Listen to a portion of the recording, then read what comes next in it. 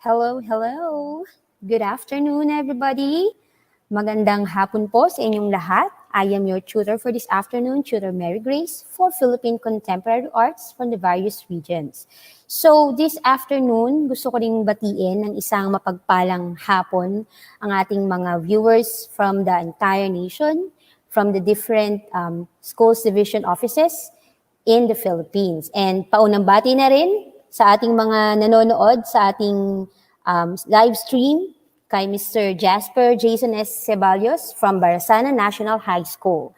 And syempre sa lahat ng estudyante, grade 12 students in particular, who are watching this online tutorial right now.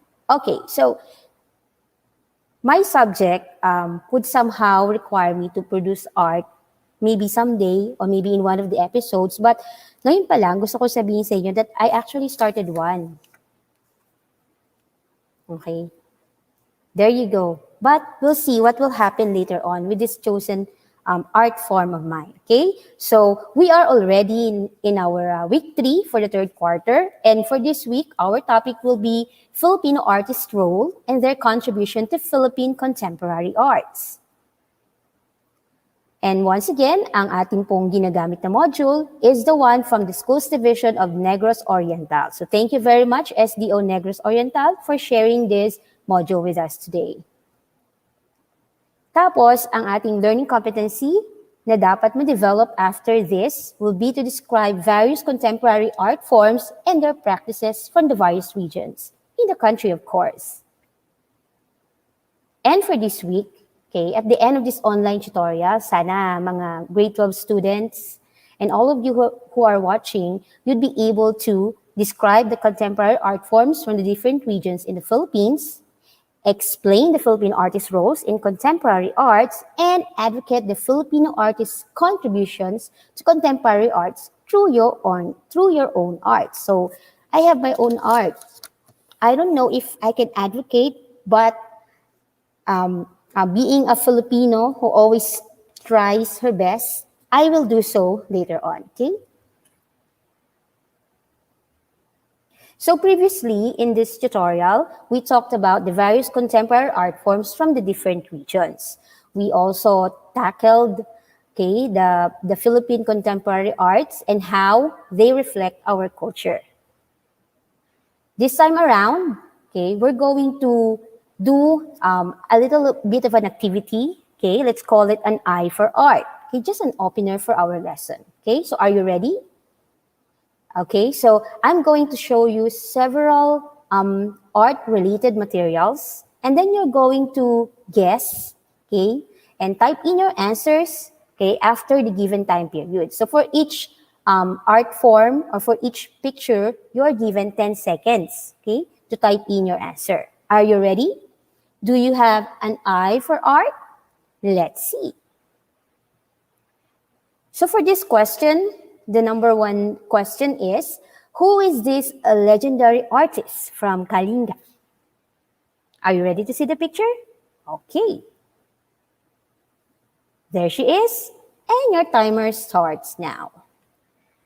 Okay, while you're counting these 10 seconds, I would like to say good afternoon to Miss Zerita Lilet Salis Meranan from Catanduanes, Bicol, JB De Vera Andeza, and to Mr. Edwin Cabasag. And ding, ding, ding, time is up. So who is she? All right. Let me see some comments here. Okay, actually, several of our watchers or some of our watchers have already typed in the correct answer. And you are correct, Ma'am Cindy and Sir Matthew. This is Wang Od Ogay, a 102-year-old tattooist from Kalinga, Apayao.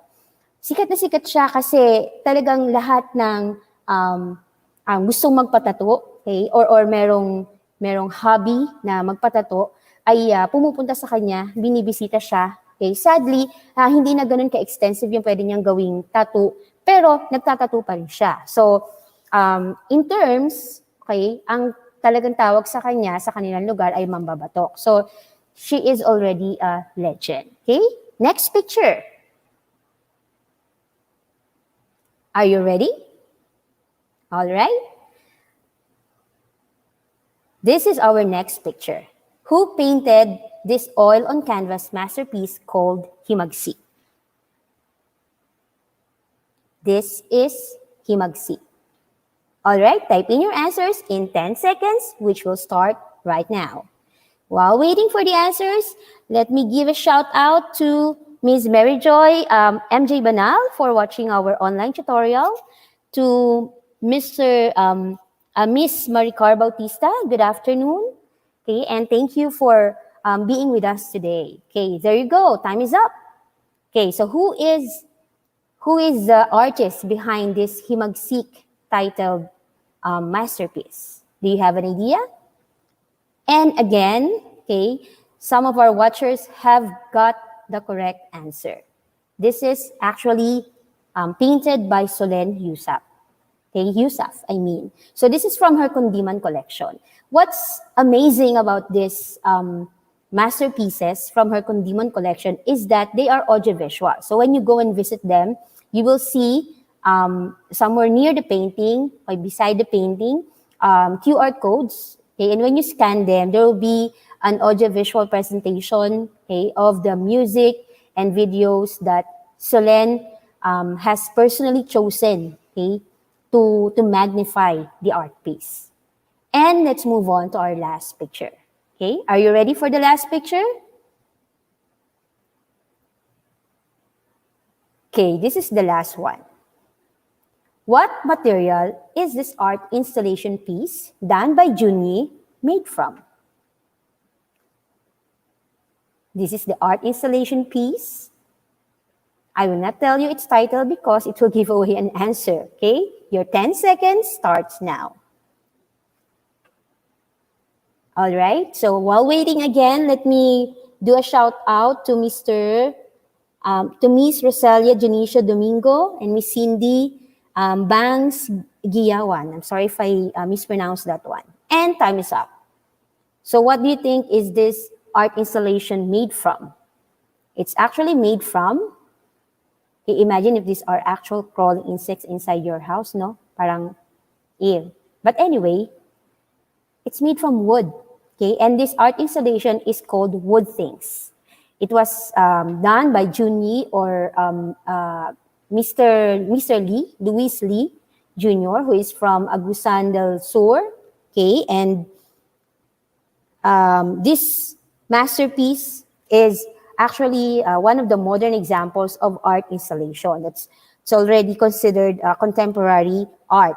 It is done by, but it is done by Mr. Luis E. Jr., better known as Junyi, okay? And this one was featured in the 12th Paris Biennial in 1982. There you go. So if you have 3 correct answers, then you definitely have 3 eyes for art. Okay, so imagine if we have 3 eyes actually. Okay, let's proceed to our lesson for the day. For our lesson, I would like you to be able to answer these thought-pondering questions. Okay, so the first one would be to name 3 contemporary art forms from the different regions in the Philippines. Okay, so dapat after this, kaya nyo nang magbigay ng examples ng contemporary art forms na galing sa iba't ibang region in the country. Okay? And then, after choosing those 3 art forms, you're going to explain how they contribute to Philippine contemporary art. Then you're going to choose a contemporary art form in the visual arts and describe its general characteristics. You're going to choose a contemporary art form in the performing arts this time and describe its general characteristics. And finally, okay, the core of our lesson for today is to answer the question, how can Filipino artists contribute to contemporary arts? There you go. So I hope these pondering questions will be answered, okay, after our online tutorial. So moving on, let us enjoy and feast our eyes on this What You Gonna Watch feature in our lesson for the day. Okay, are you ready?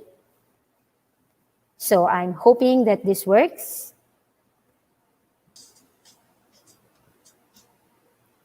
All right, there you go. So is that an example of contemporary art form?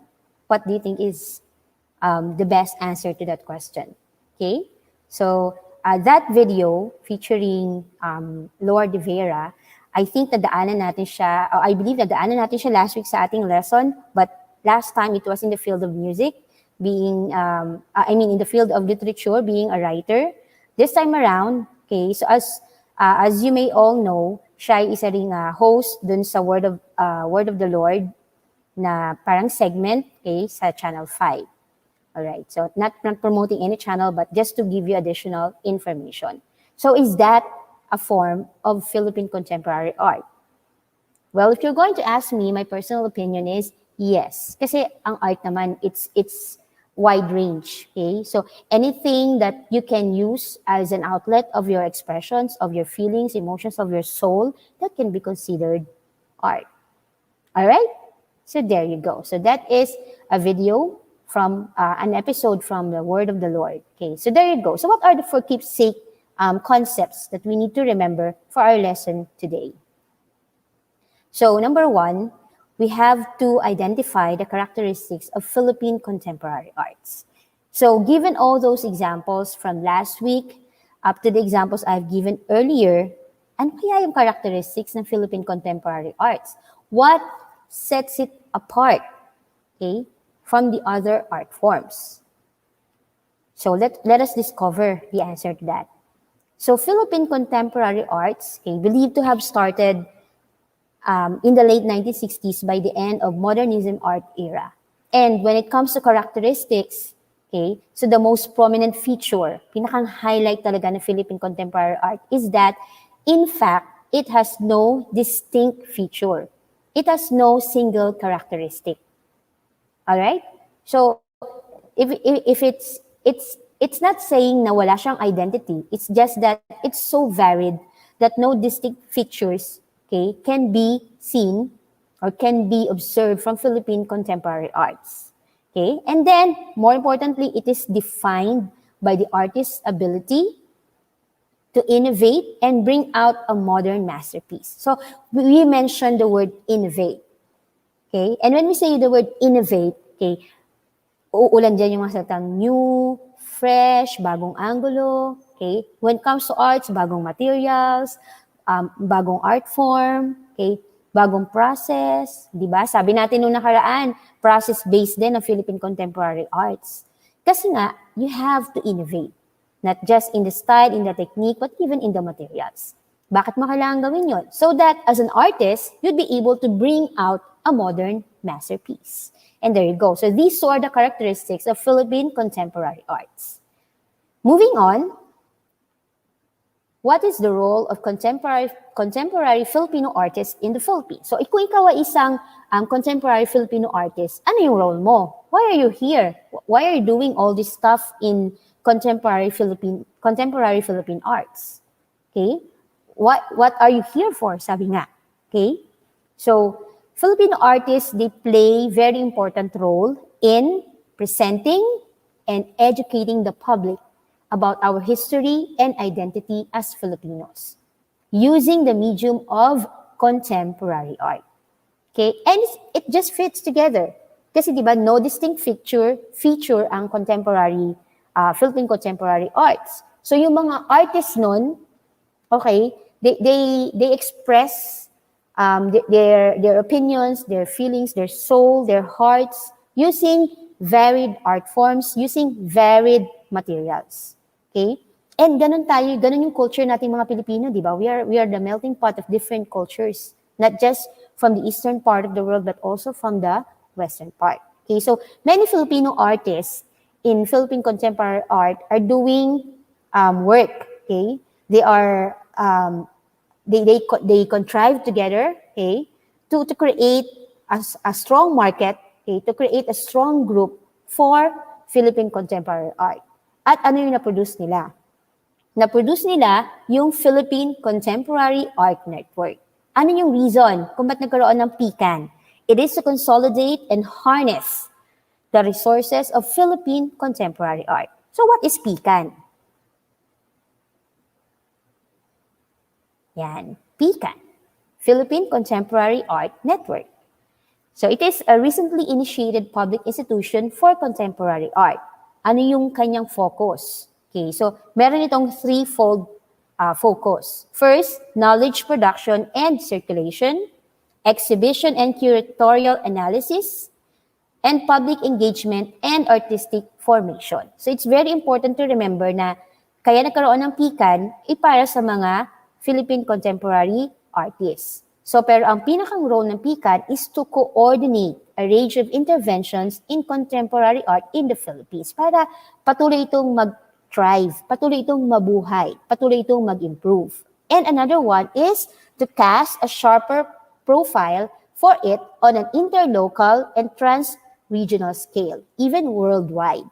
Okay, so we have different Philippine contemporary art forms na nakikilala na dito sa Pilipinas and even in a global scale. So it's very important that we keep profile on these artists. Okay, so that's the role of Pikan. And recently, I visited their page. Okay, and this is what you will see inside their page. Okay, so it really exists, and they feature a lot of different Filipino contemporary artists na iba't iba yung medium na ginagamit.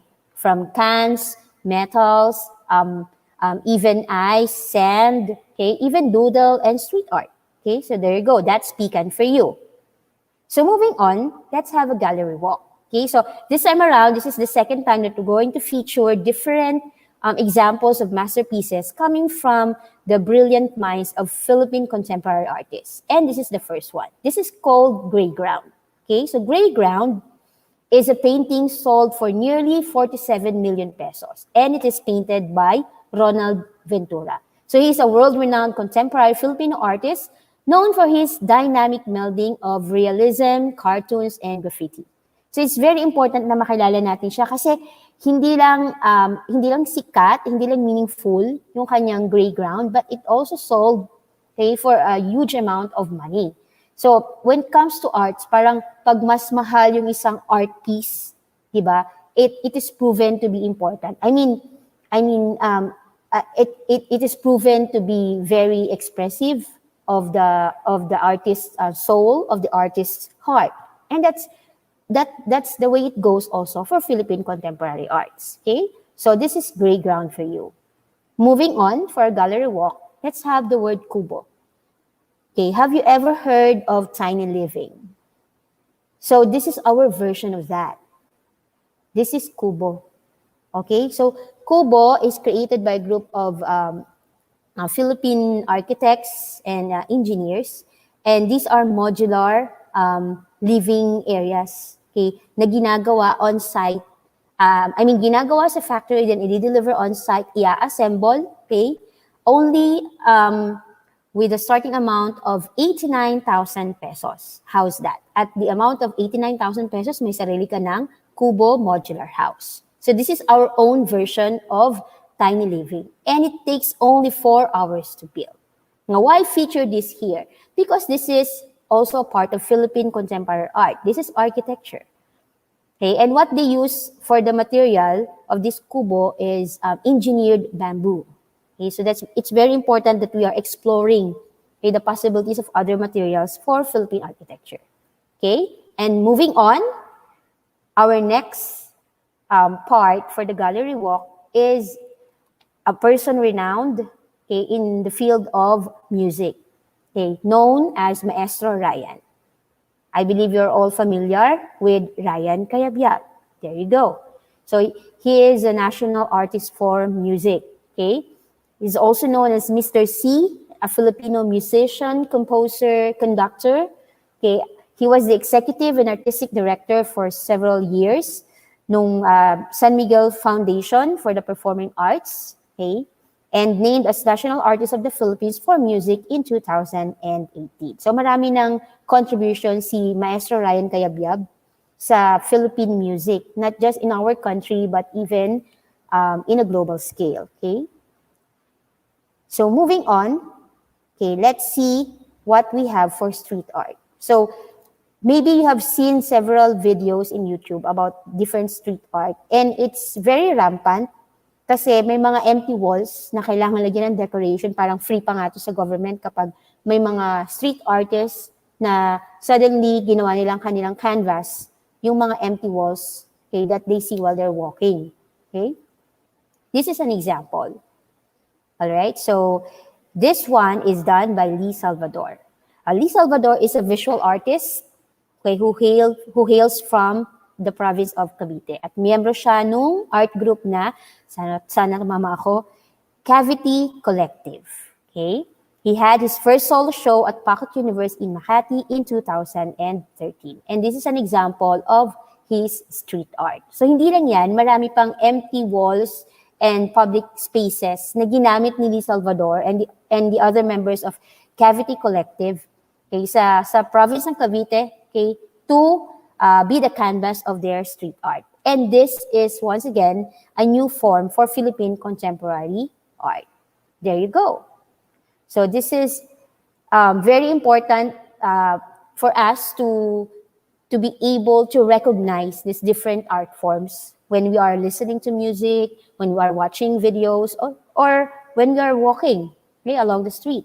Okay, suddenly, ang pinagmamasan mo na pala is yung gawa ng ating mga street artists. Okay, that's very important. So what are the takeaways that we can have from this lesson today?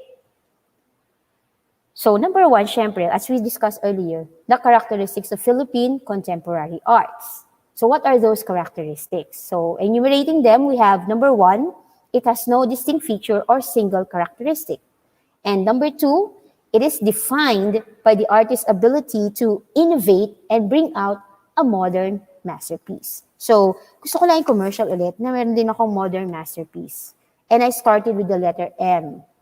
Okay, so later, I will explain why M, if given the time, if I will be given a time. Okay, there you go. So these are the characteristics of Philippine contemporary arts. Okay, before I move on to the next takeaway, I'd like to greet some people in our live stream. So shout out po sa mga nanonood, Ma'am Realyn Garcia Caones, okay, and Sir Jojimar Dayunat, our guidance counselor here at Quezon Science High School, and of course all the members, faculty, and students of Quezon Science High School in SDO Quezon. There you go. The next takeaway would be obviously all about the role of contemporary Filipino artists. Like what I said earlier, if you are a contemporary Filipino artist, what is your role? Why do you do your kind of art? Okay? And as I've mentioned, this is their role, okay, to present and to educate the public about our history and identity.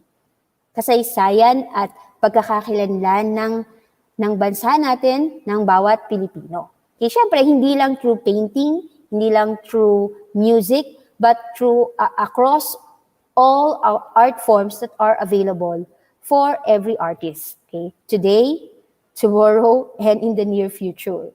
Okay? So moving on. Task number 4 in our module says that you have to provide your own art. Okay, so own your art is the title of this task.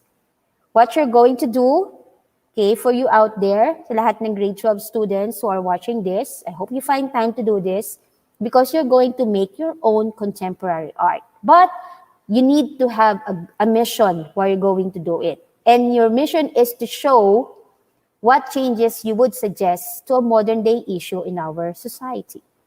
Okay, there you go. So you're going to create your own contemporary art, okay, that will show the changes that you'd like to happen to our society. Okay, so for this, probably you can give yourself around an hour to a week if you're not really into art. But pag sinabing art kasi, huwag kayong malak sa idea na magpe-painting kayo or mag-i-sketch kayo. There are several art forms that you can use to express yourself, okay, using contemporary art. Okay, as materials as simple as rocks, okay, can do its job, diba? So there you go. This is your challenge, okay, to make your own contemporary art. And with that, I would like to now feature the contemporary art that I have made for all of you guys. So I started with the letter M. Okay, I hope that this can be seen because I really wanted it to be live. Okay, and then this is what I finished because this is the kind of art that I have started doing a few years back, but due to I don't know, procrastination and everything, I failed to be really good at it. But I'm starting again. for the sake of the learners out there who'd like to try their own art form but can't find the time or the courage to do so. So this is doodle art, and this is my masterpiece for the day. Let's say in a matter of 40 minutes to 1 hour. There you go. So I hope one day after this class, you can post your own contemporary artworks, okay, that would suggest a modern day issue in our society. Okay, so with that, gusto ko munang mag-shout out sa ating mga nanonood pa rin hanggang ngayon. Shout out po kay Mr. or Miss Etak Miranda and Calmari Cara. Good afternoon po. Maricar Duzal pala from Talaingod, Davao del Norte. Thank you very much for being here with me today in our online tutorial. Okay, so when you produce your artwork, this will be the visual art rubric that will be used so that it will be graded, let's say, by your parents or by your audience, okay, whoever you want your artwork to be evaluated by. Okay, so it's now time for our brain exercise. I know it's corny, but this is quiz time, okay? So, but this time around, we're going to have true or false version of a quiz. And this is the first question. Are you ready? You can type your answers in a matter of, I believe, 5 seconds will do, okay? So the first question is, Philippine contemporary arts has a variety of well-defined characteristics. Again, Philippine contemporary arts has a variety of well-defined characteristics. Your 5 seconds starts now. There you go. And good afternoon also to, I mentioned earlier, Ma'am Cindy, Ma'am Mary Joy. Thank you for watching, and time is up. What's your answer? Okay, it should be false because as we have mentioned earlier, it has no single characteristic. It has no single defined or distinct feature. Okay, so very much very varied ang characteristic niya, pero hindi rin defined kasi it has different forms, it has different media. Okay, moving on, question number 2. Oh, we have answers in the chat box, but our answer is false, okay, based on what we have discussed earlier. Question number 2, Philippine contemporary arts ended after the modernism art era. Philippine contemporary arts ended after the modernism art era. Okay, 5 seconds, go. Okay, good afternoon, Ma'am Jeanette Dulay and Mr. Vincent Michael Camilla for being with us today. Thank you very much. The answer to this question is false, okay? Because it started after the modernism art era, okay? So if it ended back then in 1960, then we will not be discussing it today. That's common sense. But anyway, the answer is false, okay? Thank you for answering, Sir JB De Vera Andeza and Ma'am Raylene Garcia Caones. And good afternoon, and thank you for watching to my Ma'am Carla Maridi Karandang. Starstruck daw ko bigla. Okay, thank you very much for watching the online tutorial. Okay, moving on to the last question. Performing arts, okay, forgive the number, and art installations also belong to Philippine contemporary arts. Performing arts and art installations also belong to Philippine contemporary arts. Is it true or false? 5 seconds, now.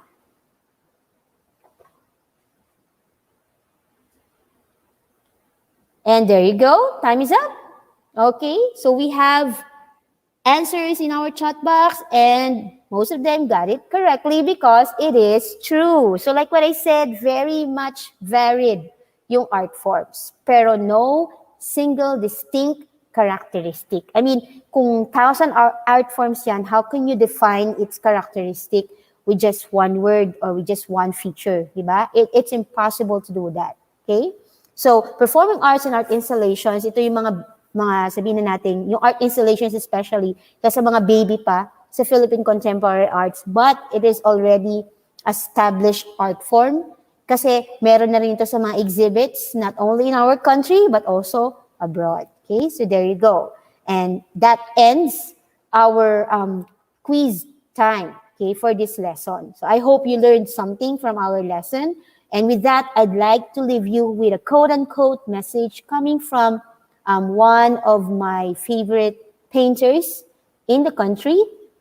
And kaya ko siya favorite kasi ang paborito niya ay isa sa mga canvas, sabihin na natin, na ginagamit niya are Hermes bags. Okay, I know you have an idea when I mentioned that. Okay? She uses Hermes bags as canvas ng kanyang mga masterpieces. Okay. So sabi niya, as I showed the world my art, my heart, I wasn't just an actress. I was actually an artist. And that was my transformation. Okay, and these words come from none other than Love Marie Umpauco Escudero. Okay, so ayan, in the picture you can see, she is holding one of her masterpieces, and that is also an Hermes bag. Okay, there you go. So this has been a very fruitful afternoon with you guys, and I hope that you enjoyed doing this with me as we are going to see each other again next week, same time, for Philippine contemporary arts from the various regions. And my letter M is for make, because you have to make everything work for you in all its positivity. Okay, and that's my art form for you, and this is my lesson for the day. Good afternoon. Thank you for watching, and goodbye. So remember tomorrow, don't forget to be with us for our Wednesday morning habit. Bye-bye.